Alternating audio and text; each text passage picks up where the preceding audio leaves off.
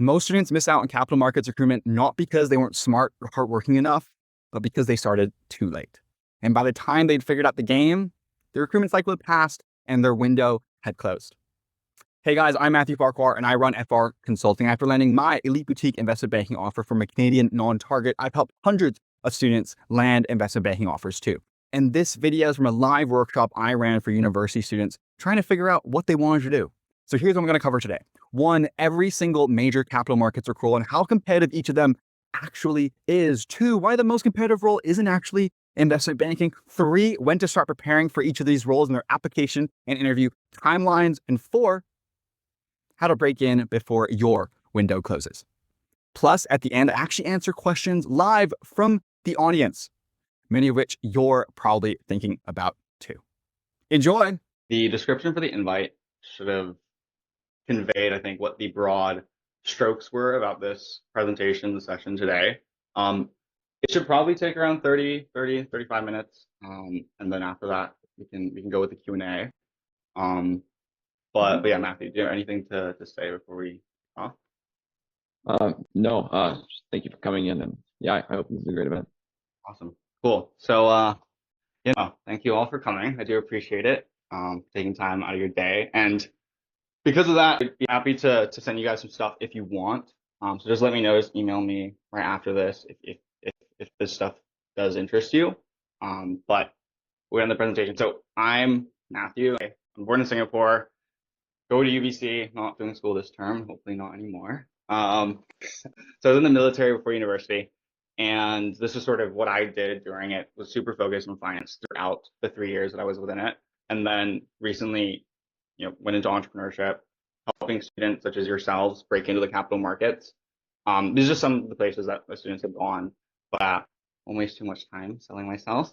So the capital markets, right? I think this is a good sort of overview as you guys kind of understand it. I think you guys have some level of understanding of just what's going on and sort of the different roles. So that was sort of the assumption, just like, okay, broadly what PE is, what these other roles are. But if you'd like me to dive deeper into them after, feel free to ask. So at the top stands the Illuminati, joking. But I mean, the main question is, how competitive are these roles? And like private equity, how competitive is it? Is growth equity more competitive? Is venture capital more competitive? Where does S&T stand? Where does equity research stand? It's kind of hard to know, but we'll start with the end here. These are sort of the scores that I put on each of these roles in terms of where they stand and how competitive they are. And some of these scores might surprise you. They might fall in line with your expectations, but we'll dive right into how these are scored and why some are more competitive, why some are more viable as an undergraduate alternative to get into full time, and why some you need to accept that, okay, it'll take some time to get into it, but if I go down this track, I'll eventually get there. So obviously, buy-side roles, as you guys have heard, are more competitive than sell-side roles, right? Now, some a lot less desirable, as you saw on the screen prior to this. And even though investment banking has sort of been tossed around and everyone wants to get into it, it's not necessarily the most competitive role. However, it does provide the most exit opportunities. And that is one of the factors you should take into consideration when just thinking about how competitive the role is. And we'll dive into them shortly. But in terms of what competitive means, right, it's the magnitude of prior relevance. So how much prior relevant experience, relevant is the key word here. And then the actual acceptance rate of the role, like classic arithmetic. And I think of one way to understand the differences, because they may seem very similar, is to think about on-cycle recruitment for investment banking. So going from IB to PE when you're a full-timer, for those that don't know what it is. And like even during that cycle, plenty of people in investment banking don't get it. Like they don't. But sort of it makes it hard to understand, okay, which is more competitive. And frankly, it is private equity, because they're only going to consider those who are in investment banking. Right now, the pensions in Canada are slightly different, and some of the middle market private equity firms in Canada are different as well. But I'd say the vast majority of private equity firms that you want to get into, that comprise the impression of like, I want to go to the buy side, I should do it. Those are the ones in the US, and those are the ones that require investment banking prior. Now, just to dive into investment banking really quickly, right? As I said, some will require you to have worked in investment banking. That's one of the merits of investment banking. Really, its biggest merit is that the exit opportunities it provides are far and away better than anything else, right? And so you can think of IB as similar to a Harvard degree, right? Giving you a skill set that's very transferable across not just the capital markets, but in broad business roles as well, but also the soft skills. And that's really what these employers like, right? It's that stamp of approval that says a lot about you as a person. Similar to like when you see an athlete, like an Olympic athlete, hey, you know, they're made of, different stuff, right? And we'll go into this shortly, but the urge to want to go to the buy side right out of undergrad, it's not that it's necessarily like irrational, like you shouldn't. If you know it's genuinely what you want to do for the rest of your career, do it. But in answering that question, is this something I want to do for the rest of my career, right? To the extent that you've only looked at that buy side role for the duration that you were in university, probably maybe in your first year too. So given that most of you are in third year for the last year or two, right? I don't know if you can develop conviction in that. And so that's kind of why IB is so competitive. That's why it's so sought after, partly because of pay, of course, but because right now you guys sit in a position where it's a challenge to get any job, right? Employers don't want you, or you don't think they do, or they don't come off like that.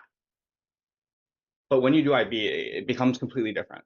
And there are literal headhunters who will reach out to you and ask you for interviews and all that. So the tables really do turn after going to IB.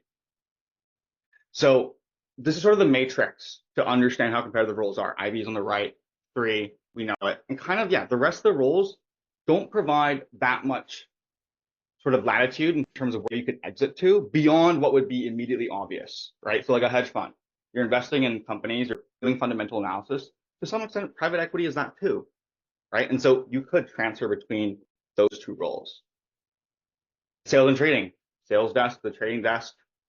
To the extent it remains in the investment bank, you could totally do that transition. But investment banking, not only could you exit to all sort of 7 other roles here, but you go do an MBA and people like that. The university would look fondly on that. You could go into another business role, right? Strategy at a corporation, at a startup, you become sought after. And so the other two to then look at would be the profit per employee and the risk per dollar revenue. And that might be confusing right now. Yeah, go ahead, Matthew. Yeah, sorry. I don't know if this is helpful for everyone, so you guys let me know, but maybe if you could just do like a sentence or two on what each of these roles are, just so we can make sure we're all on the same page. I think that'd be great. 100%. So long only asset management, you can think of that as like the public equities team at BCI, right? You're looking at the public markets, you're investing, you're modeling, right? It's pretty similar to private equity in that way, but here we're talking about like larger asset managers, typically diversified. There may be some sort of pure play, just like equities only, but typically, there's multiple different teams, stocks, bonds, macro, etc. And then you also have like boutique long only asset managers. But really, we're talking about ones where like it is a bigger organization, right? It's not like a one-man shop. So that would be long only asset management. You can think of like the Fidelities of the world, not so much, because you're not in a principal investing role. It's all passive, right? They're a fund provider, similar to BlackRock. Like you're not actually, if you work at BlackRock, you're not analyzing companies on a daily basis. You're facilitating transactions between your clients and between those long only asset managers. So that's long only asset management. Private equity, I think as we all understand it, it's, you raise an amount of capital and then you use it to buy companies, typically an ownership stake in them, majority control. Now, I would say that venture capital and growth equity fall into this as well, right? It's an asset class. That's what private equity is. And I think of those in terms of like not your search funds or your like boutique venture capital firms here in Canada, right? The ones we're talking about here are the ones who are investors on the world stage. Call it with at least $1 billion to $5 billion in their most recent fundraise. Now, venture capital will be slightly smaller than that. Same with growth equity. But I'm talking about the A16Zs of the world when it comes to VC, or for growth equity, the Insight Partners. So that would be PE, right? LBOs, and then on the VC and growth equity side, slightly different, right? Different sort of securities that they use or ownership stakes they take. Now, hedge funds, I think, honestly, I don't know about you guys, but that was the first thing that I learned about when, like, watching Wolf of Wall Street. I was like, oh, hedge funds, they're the same as Wolf of Wall. I had no idea but I think we all kind of understand what hedge funds are. 0.72, right? Fundamentals oriented ones. Then we have sort of like Silver Point, another one. I'm blanking on the other sort of types of the names, but you have macro oriented. You have like purely like quant firms would fall under this as well, right? So where essentially they raise capital from their clients, but typically it's a balanced portfolio where they take sort of the hedging as well. And I would say that the difference between that and a long only asset manager is that with hedge funds, well, it's literally a fund, but where investor capital is stored is like an offshore location, and then it's just a management company that sits sort of like in where you would see it domiciled. And typically the hedge fund manager has to reinvest, because the 2 and 20 has to reinvest 50% of the profits that they do take. So the whole sort of impression of hedge funds as being like illicit and dishonest, clients make sure, and it's literally written in their agreements, that the hedge fund managers have skin in the game as well. Private credit, very similar to private equity, but you're not taking ownership stakes in companies.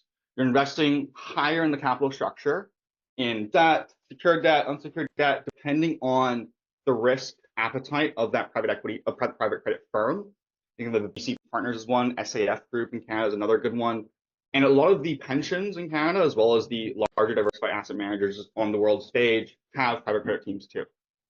So it's a lot more structured finance in that way. And typically they're not taking ownership stakes. They're not out to, create value in the company. They think that the value is already there, just yet to be realized. And, it's just a matter of time before it is. Corporate development, in-house M&A team for a corporation. It's pretty simple. Microsoft, when they want to buy a company, they have a corporate development team that does sort of all the analysis, does the upfront diligence. Sometimes there is overlap with the strategy team at a corporation, but you can think of them as, the in-house M&A team, the like investment banking light. Sales and trading, purely sell side here. And well, I think, the sales desk is the one that banks clients come to it. They want to buy a security and sales facilitates that. And then the traders are the ones that execute on the trade to make sure that both the entry and exit are at, prime entry and exit points, so as to, make money for equity research, basically sell side long only asset management. So no skin in the game, right? Clearly they just do research, and honestly, a lot of the time that's simply just upsell for an investment banking division's other services, that being M&A advisory, asset management, all that sort of stuff. And then investment banking, I think, we all know what it is. Cool. Awesome. So you guys might be confused as to why, these 3 jobs are 7s and why investment banking 6, despite all the hype around it.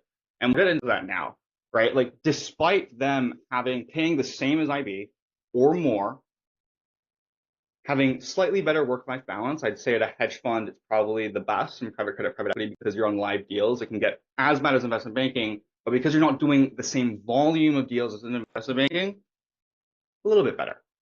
But I think it's interesting, right, the trade-off, and that they're still paid just as much, despite working less hours, despite doing more interesting work.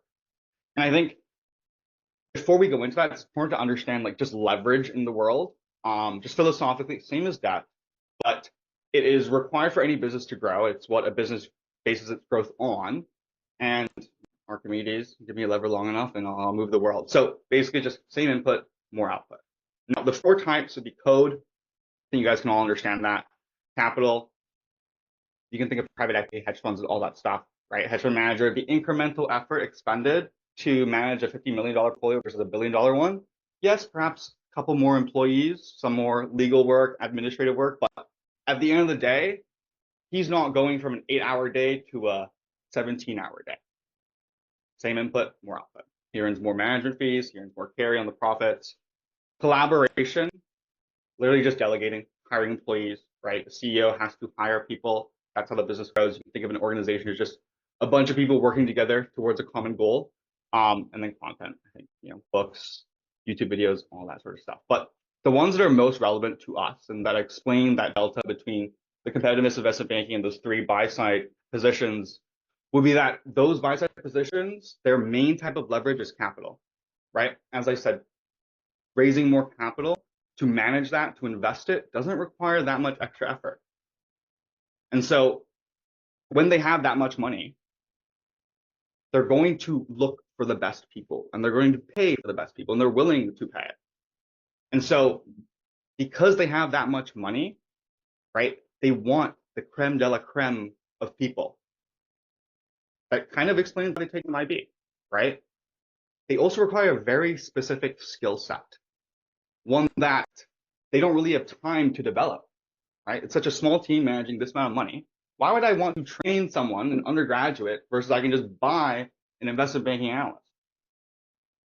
The deal teams are pretty small, right? Like the deal I closed at B6, 6 people, 6.4 billion. Of course, there was a partner in Advent that they had like a deal team of 15, but call it 30 people for a $6.4 billion deal. Like, holy, right? And so because the profit per employee, the metric that we'll look at to understand why they're so competitive, is so high and higher than really any other role on the 8 that you saw, like that's sort of why they are the most competitive.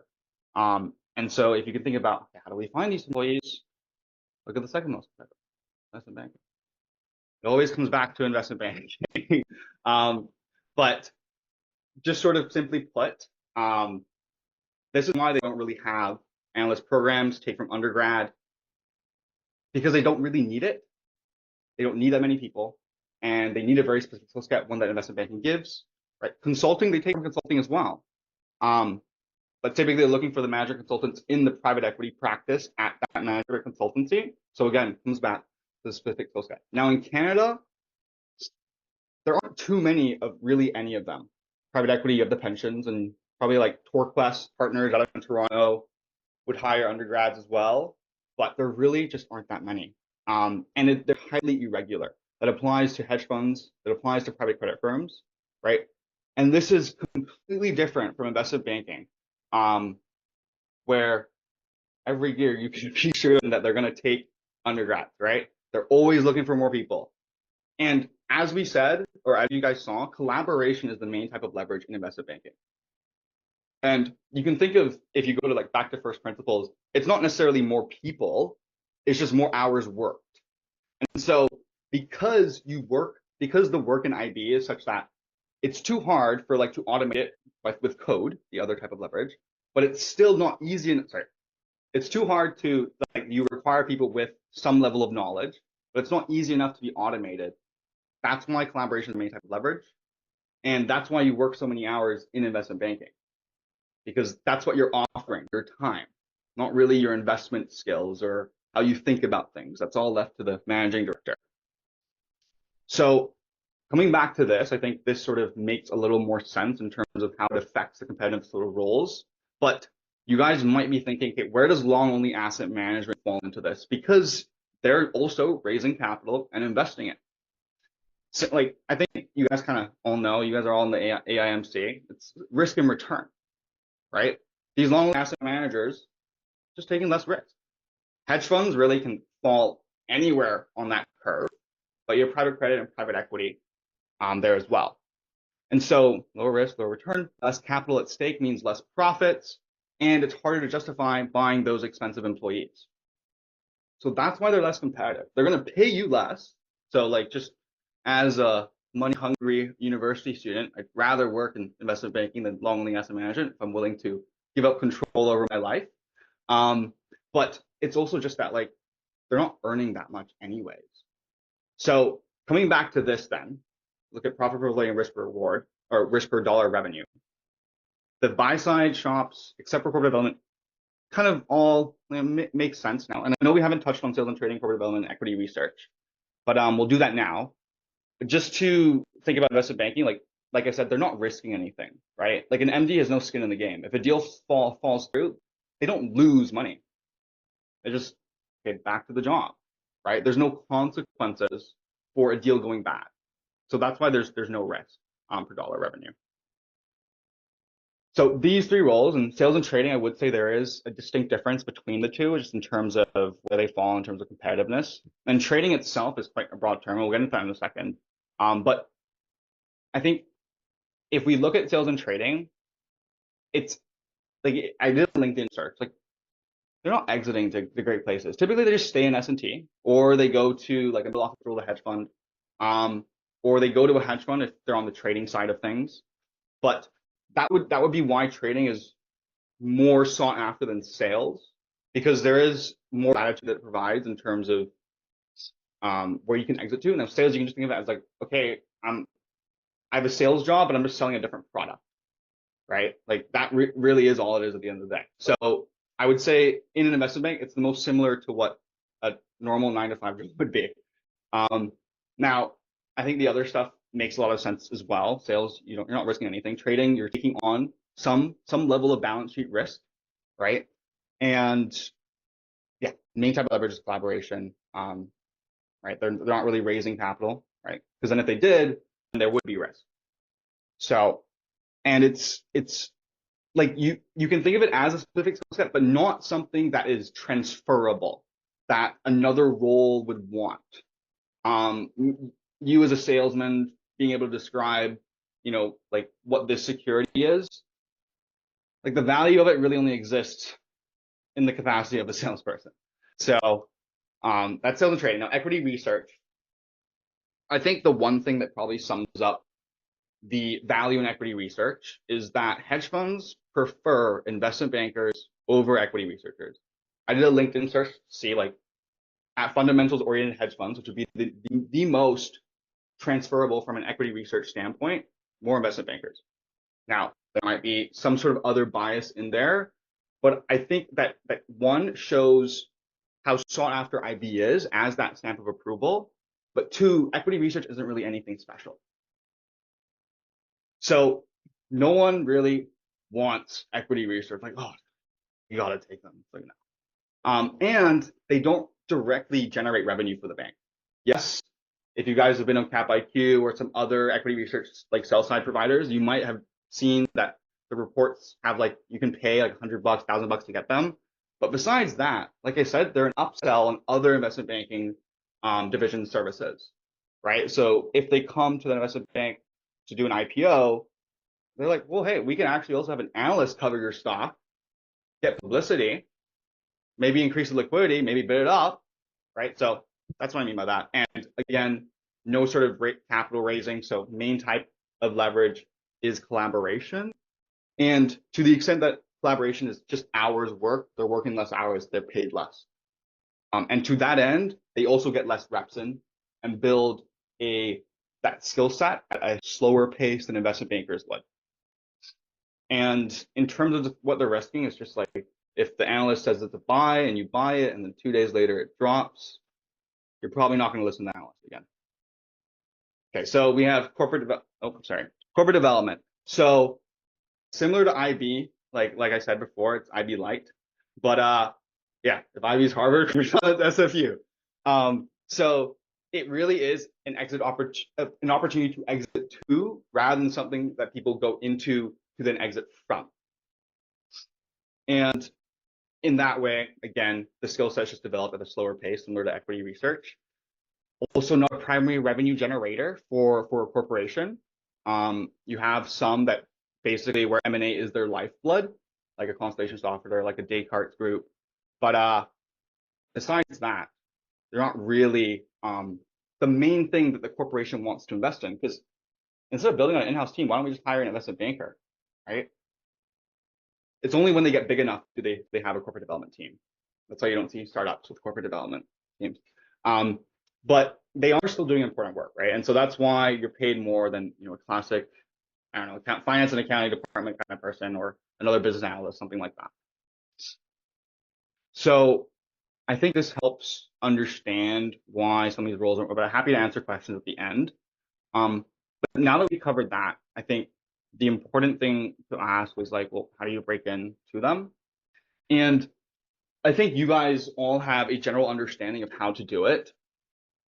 I think the problem that most of you face would be starting late, and given that there's a constraint on the time before you graduate, assuming or going with the assumption that, and it really is true, that in university you have the most mobility when it comes to getting jobs in the capital markets, and that if you were to spend one more year in uni, right, you could get a role like investment banking, say, that if you went into transaction advisory, the big four, or one of these other roles, or slightly about corporate development, it would take you a lot longer to break in.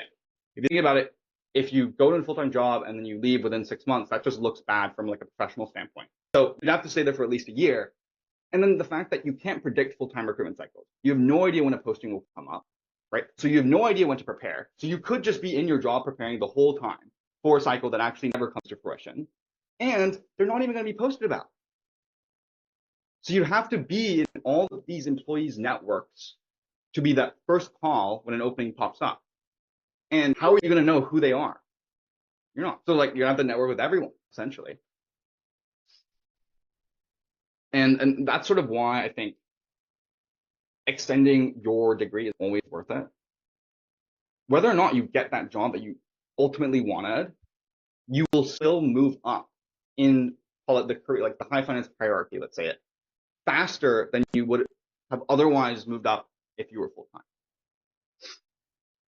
So just to give you like just a level set on when recruitment cycles take place, because the summer internship really is the most reliable, best way to get into these full-time roles, these competitive ones, would be like, assuming the 2025 summer internship starts in June, so recruitment cycle, right? IB is happening right now for summer 25. So is the US, and the US is just earlier generally. And then you have PE that will probably start in the coming months, towards like during the summer, and that applies to the other roles you see listed there as well. I would just say generally like those buy-side roles besides PE and private credit, because there aren't that many private credit shops in Canada, is just a lot more unstructured. You've probably seen postings like recently for private equity positions this summer, right? So like I saw Kensington Capital, Behringer Capital came up today. So you can see it's a little more unstructured, but the pensions, they're very structured. And so I think you've probably already seen OTVP's positions for the fall in private equity, private credit. And for the summer 25, you can expect that to be like April, March, May, that kind of time frame. So if the goal then is to break into the summer 2025, and you can apply this 2026 or 2027, really whatever, but this is when you ideally want to be ready. Now the US, it seems like freakishly early. That's over a year and a half. But that's just how it is, and that's why it's hard. And I'd say for the other Canadian positions besides IB and S&T, like obviously being ready earlier is always better. And because it's hard to predict when it'll come up, but they certainly won't require the level of networking, level of preparation that investment banking or sales and trading would. So in terms of what does ready actually mean, right? It just literally means having enough relevant experience. And in terms of, okay, well, how do I figure out what enough is? Literally just look at other students who've gone to the roles. That will give you the best approximation for, okay, what does my profile need to look like when I start networking? Because you're already sending your resume. So to the extent that people form an impression of you based on that resume, that needs to be optimized and be in accordance with what is required for that job. And like looking at other students is really helpful because like everything's relative, right? You're just competing against other people. You're not evaluated in a vacuum. Like you need 3 relevant experiences, right? If everyone only had 1 and you had 2, you'd break in. So really what everything comes down to is your resume. Because yeah, you might network really well. Maybe you're insane at networking, but if your resume doesn't, meet the bar, you're not even going to be considered. So relevant experience is helpful. More relevant experience is even more helpful, right? But don't make the mistake of thinking that more experiences generally are helpful, because relevance always beats volume. And the reason why is because it shows a level of commitment and dedication, right? Like if you had three marketing internships up till now in university, and then one, let's say, capital markets position, you're going to do a lot worse than the guy who had two capital markets positions over the last year. So I'd say that this would be the rule of thumb to use for the US and Canada. Again, just done by looking at other students. I know we're at past the 3-minute mark, so I'll just quickly summarize this, and I'll go into like networking. I'll just touch on things. So if you guys have any questions, just I can go back to these slides and stuff. But this would sort of be, I think, the hierarchy for investing in private equity. Hedge funds, it would be very similar, except hedge funds have enough to be at the top, but the rest would make sense. Private credit, very similar, because like it's very hard to get private credit like internships or prior experience, right? Extracurriculars obviously help. AMC is great. Make sure to have the stock pitch on your resume. But this, like, if you guys have looked at these unpaid internships, it's because they're mini IBP. That's why they're second tier or second to the top here. And yeah, a whole other, like, I can send you guys a video if you need more background info on that. But if I were in your position, this is what I would do, and I can go back to this later. And this is just some like overview of exit opportunities, some sort of overview of networking. The really, I think, the important thing to understand, what I think most students miss, is just how to go about actually having the coffee chat. The broad strokes would be: don't have a Q&A. Introduce yourself like a beast. Like, spend a lot of time developing that introduction, because it is the only time in the whole conversation where you can say what you want. There is no other time in the conversation where you have that much free reign. And to the extent that your resume does not do you justice, which is their first impression of you, your introduction needs to.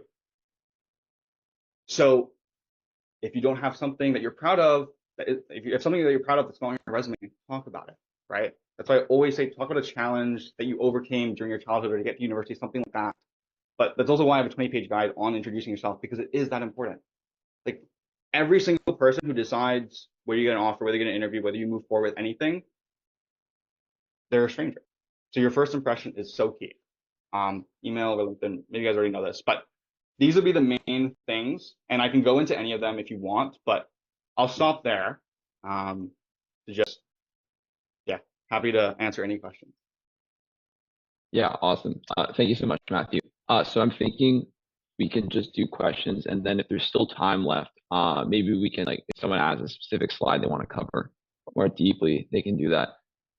Yeah, so I guess I'll open the floor.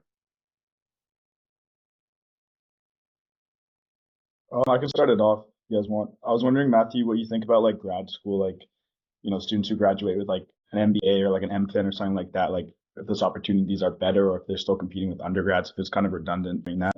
You could talk about that. Yeah.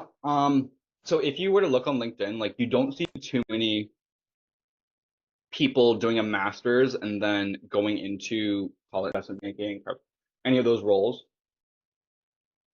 It's a lot more common in the US. And I'm sure that in looking at your master's degree or MBA, you've considered American schools and certainly prioritize them over Canada. I would say that they are still competing against undergrads, because Canadian banks don't do MBA associate recruiting. And I can tell you that the US does, and I can tell you that it's with good reason that they don't, because the majority of MBA associates, and at Moelis there were the same amount as there were undergrad interns. Like, they were slower, they were like less familiar with everything, and it was highly, highly dependent on their school. So they all came from N7 business schools. So they were all athletes in university too, in undergrad. So it's sort of the classic factors of prestige and of candidate quality that an MBA or a master's student is evaluated on, if you get where I'm coming from.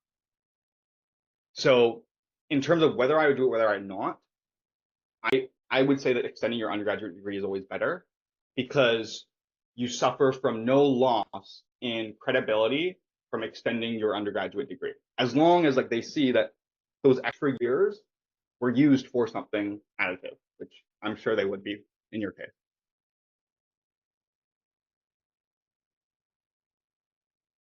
Yeah, Tim, go ahead. Yeah, just a quick question for you. With you, Vic, it's really common to go on exchange in fourth year, and I was totally gung-ho on doing it, but kind of now realizing just how much of a beast this whole kind of high finance system is, I'm realizing that it's probably a better use of time to get relevant experience in the fall, like ideally at maybe one of like the Maple 8 pension funds. But just curious to hear your thoughts on like, do you think it's worth it to kind of skip out on exchange to get relevant experience, or do you think there's any value to be had if you got a placement at say like Bocconi in Milan, kind of like a high regarded school? So, I mean, I have pretty strong views on it in terms of like, hey, if you do want to get into the career, like you should do everything, required to do it, given that, I don't know, again, like fully based on preference, but it's like, okay, well, if you enter that career, I'm sure that you could pay for a very luxurious trip to Bocconi within a year of being in that job, right? And you certainly have the holidays to do it, like your vacation days. In terms of whether the school that you go on exchange to is given any merit, it isn't. Similar to just how you apply and get into that school, it's nothing to do with like evaluating your IQ or how hard you work or an interview process or anything like that, right? It's purely just like I choose it. I haven't done the exchange stuff, but maybe you write up like some personal thing, talk about why you want to go there, but so it isn't given any merit. And I mean, it's not, there's a neutral perspective on it from the perspective of the employer. It's your resume that's looked at, right? So like if you have less experiences, you got less experiences. I would say though that these unpaid positions, you can get them all over the world. So like I know students who are like doing one where it's based in London. So if you're okay with like doing that, because you're going to be doing school anyway on exchange, right? And be like an 8 to 12 hour a week kind of commitment and fully asynchronous. You could totally get that experience and go on exchange at the same time.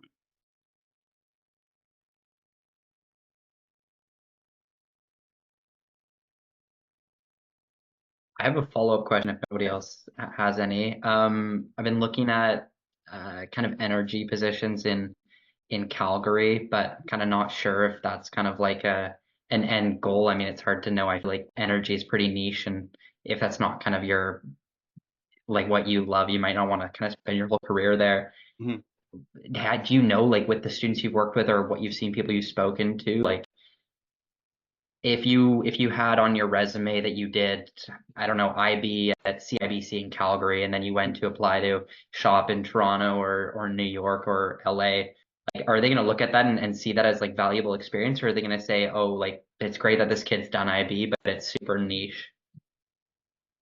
I would say it would have the same level as an intern, as an undergraduate. It would have the same level of merit as what would be warranted by RBC Toronto. Now, the reason is because it's still investment banking and it's still an established name. And the one question that you would really need to focus on and developing a compelling answer to, one that's realistic as well, can certainly be fabricated, just needs to sound realistic, is so you did energy. Why do you want to come here? Or why do you not want to do it anymore? Like that will be the biggest question. And your job at that point is to convince them that you do not want to do energy. Now, I'd say like with the renewable energy transition, like there's probably a lot of tailwinds for that space. And I think it's only going to get bigger. And so like to the extent that you develop a specific skill set around that, I'm sure that'll be valued. But you're right. Energy is highly geographic.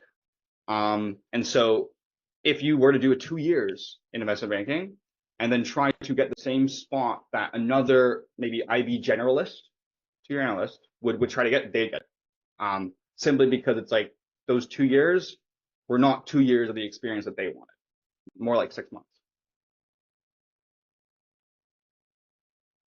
Yeah, Jordan. Yeah, you talked a lot about like going to America, and that would kind of be an end goal for me. Like I would ideally want to work in the States.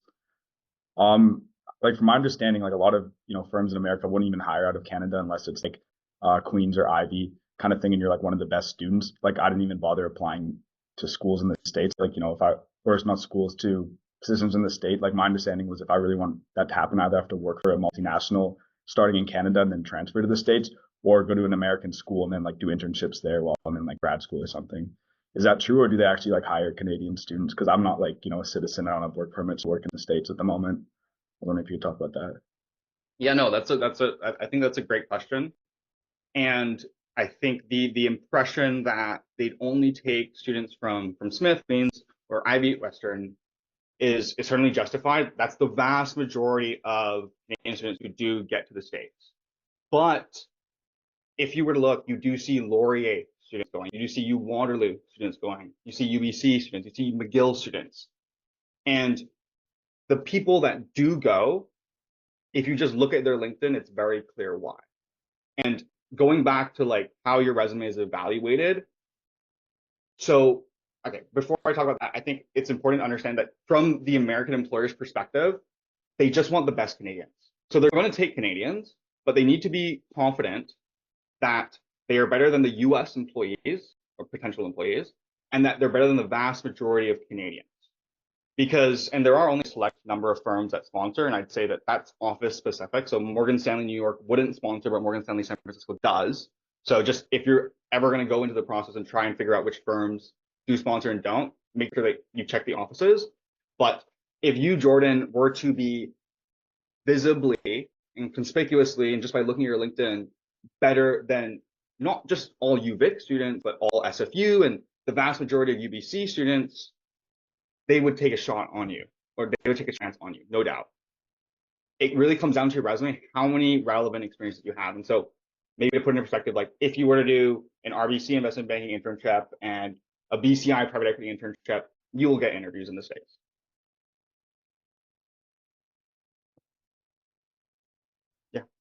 Yeah, so I kind of had a dual question. So the first is there maybe like some like many advantages to going to a non-target, and how might we utilize that? And the second one is like, what's the rough ranking of Canadian investment banks? And could it maybe be smart to network like reverse order to maybe get a position easier and then go from there?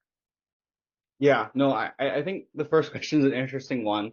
I'd say it's not something that would be universal. So what I mean by that is you coming from a non-target, some people will just, that'll be the label and that's the impression they have. Whereas other people, and I'd say it's like 50-50, would be you're from a non-target, you have this experience, holy shit, like you've done a lot, let's take a shot on you, right? Because there's always that one dude who just didn't do well in high school or didn't care or whatever the reason was for going to the university that wasn't, let's say, as desirable as others.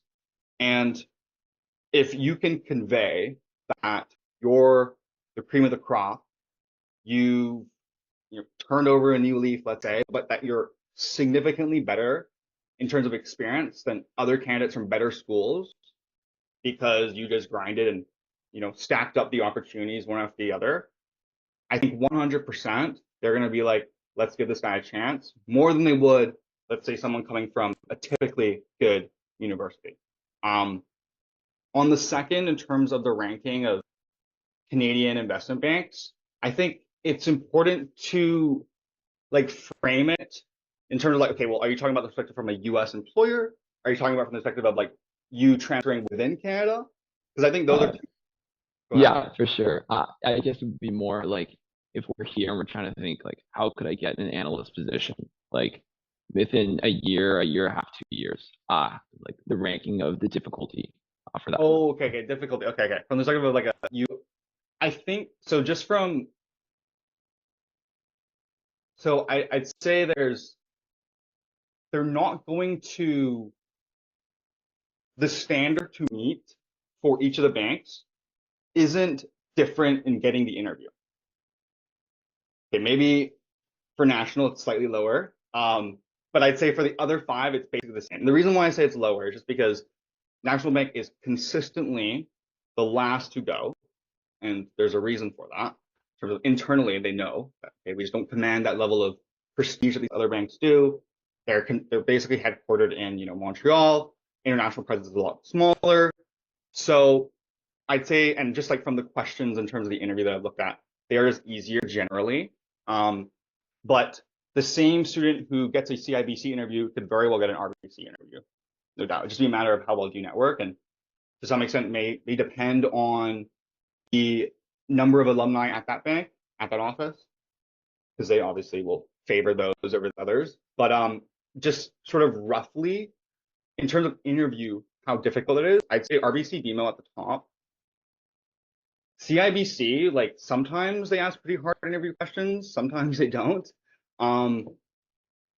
Just from the ones I looked at from last cycle, and then TD is probably right below that, and let's say CIBC is too. So RBC, BMO, TD, CIBC, and then Scotia. And well, I don't know if you guys think the plum profile is harder, which I certainly do, then Scotia at the top. But in terms of technicals and just I think the standard to meet in the interview, the lowest.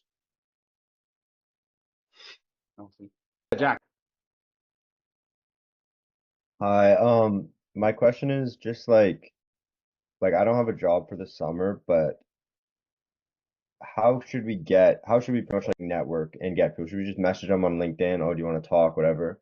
Because I feel like for a lot of us, like what we're doing with the AIMC and everything, Mhm.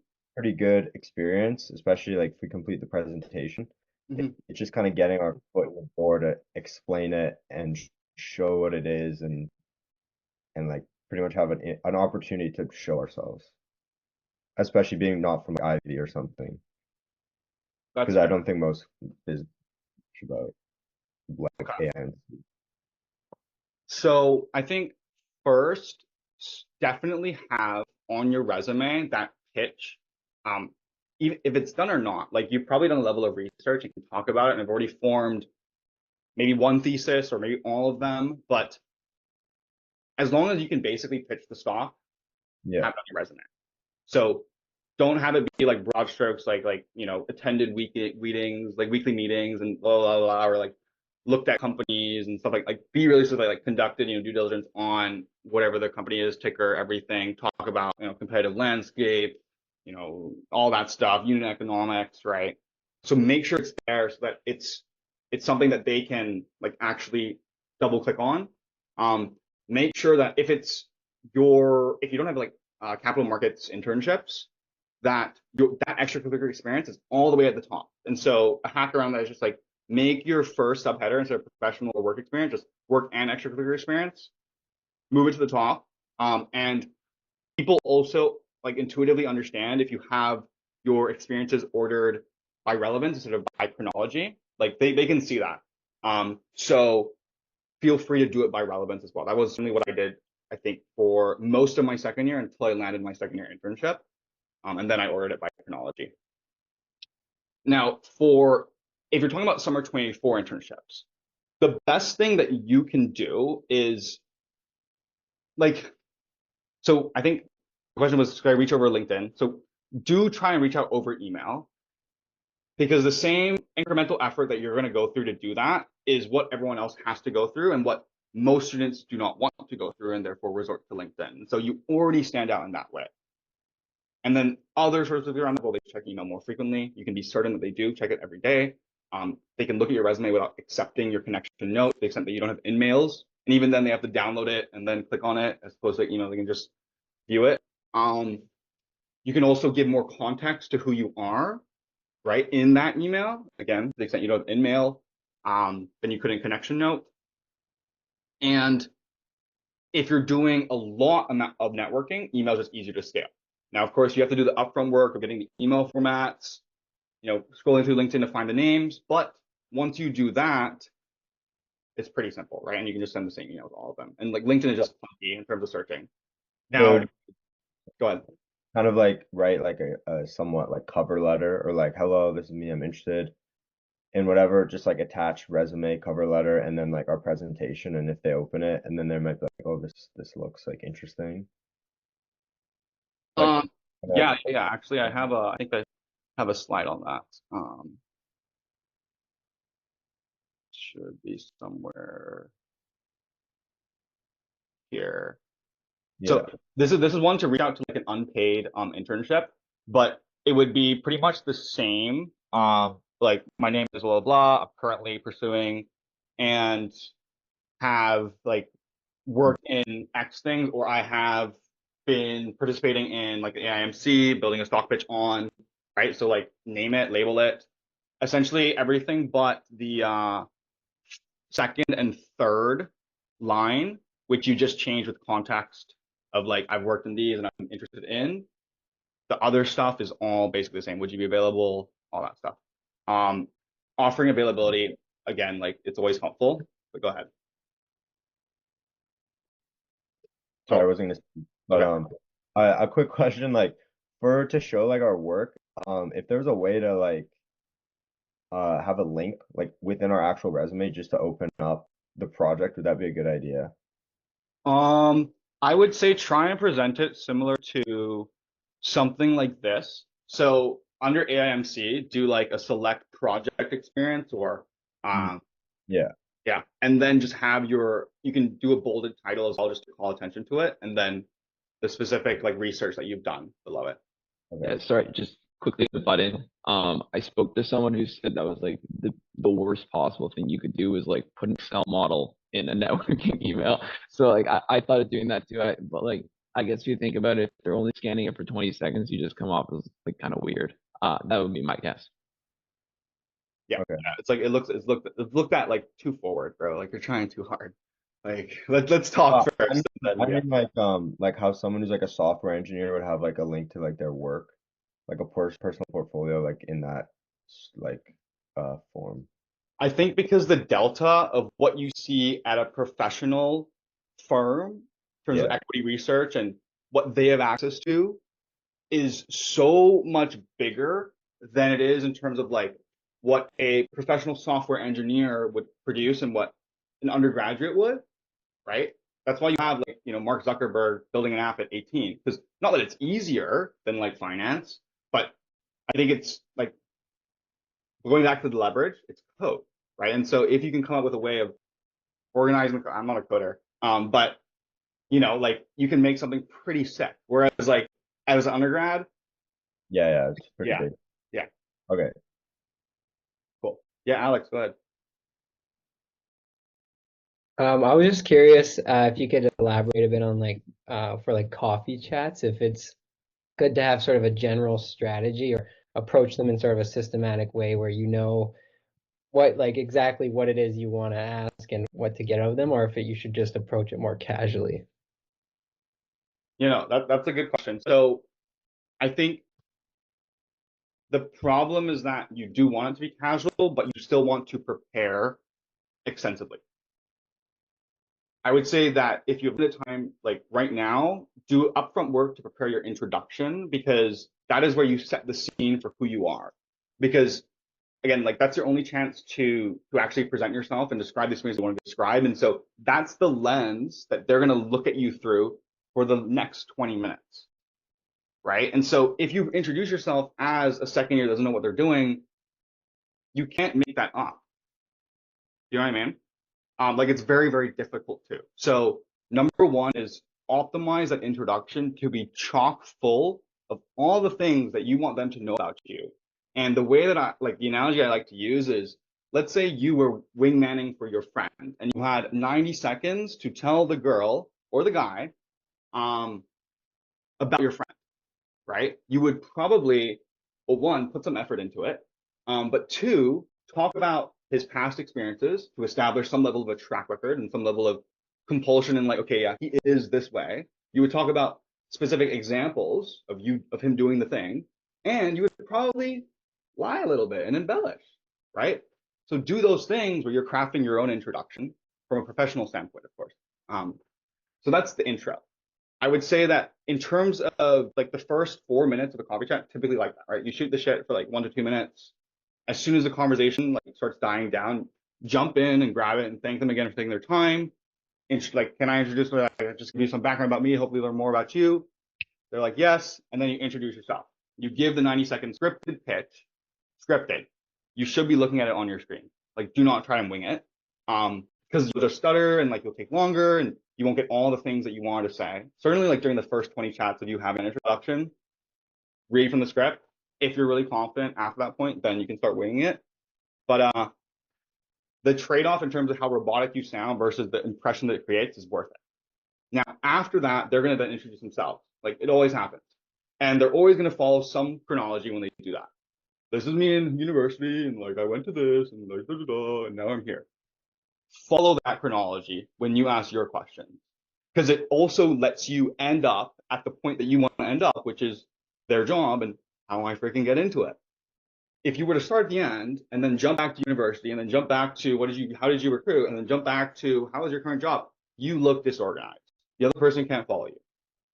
So have a prepared list of questions, like come to it, study like their backgrounds, any significance with the firm, right? Headlines basically, but know that you will definitely deviate from that because you can't predict what they say. So after those 4 minutes, ask what did you do in school, right? I saw this on your LinkedIn, blah, blah, blah, right? Now, when they respond to a question, the average student will just be like, oh, cool, got it. Ask the next question. And then that's how their chat goes. Just, oh, cool, cool. Ask the next question. Thank you. Ask the next question. It's like, is that a conversation? Is that a Q&A? Right? And the goal is to sound like the furthest thing from a student possible. You're trying to convince them that you're a potential colleague. And a colleague in the office, you wouldn't like just go around the office, ask you questions, and then got it. And then just go to the lunchroom, right? You'd have a conversation. You'd at least fake it a little bit. So do that when they respond. Like sort of juggle what they said, repeat it back to them in their own words, synthesize their answer. Those are all the things that I would say. And I'd say like every second response is a good rule to follow. So if they respond to one question, cool, you can be like, oh, that makes sense. And then you can move on to the next one. But that's the one where they give the response and you, oh yeah, no, so like that makes a lot of sense. I've been able to do this in the past, and like I actually saw something, blah blah blah, right? Like play with it a little bit, but don't obviously talk for like 50% of the time that they took, maybe like 20 to 30%. And this is the hard part, and this is where you will feel a little bit of like internal tension, is trying to transition that smoothly into your next question, like drawing some link. That's the hard part. And even like synthesizing the response is also hard, and you're going to feel like a lot of tension. That's why most students don't do it. I think the most important thing is to remember that what most students do is what you should not do, because they have tens of these coffee chats like every month. And they can tell when a student has done their research, when they have a good introduction, when they're paying attention, when they're listening, and they're trying to really understand what the other person is saying, versus a student that just doesn't do any of those things. It's a really, really big difference, especially because unlike Zoom, the feedback you get is so low resolution in that it's limited purely to audio. So like you need to make sure that everything you're saying, all your cues, your intro, everything like that is like optimized. And that's why, yeah, I put a big emphasis on how you respond and your introduction. So could we quickly just get Natalie's question, and if she still has it before we call it? That was my exact question. Okay, all good. Yeah, I think I think the last thing I want to say was at the end of the chat, when you basically are like, should I ask for a referral? Should I not? And you're like, in your body, you're like, do they like me? I don't know. So one, don't ask for a referral. Like, don't be like, can you give me a referral? Don't say that. The best thing to say is, so one, transition to the end, be like, hey, like, thank you for the chat. This is really good. Or you're really good. But essentially, just want to check on time here at the 20-minute mark, that you had time for a couple more questions. Like, yes, okay, cool. Now moving on to the recruitment side of things. So you transition to the recruitment smoothly, you give context to it.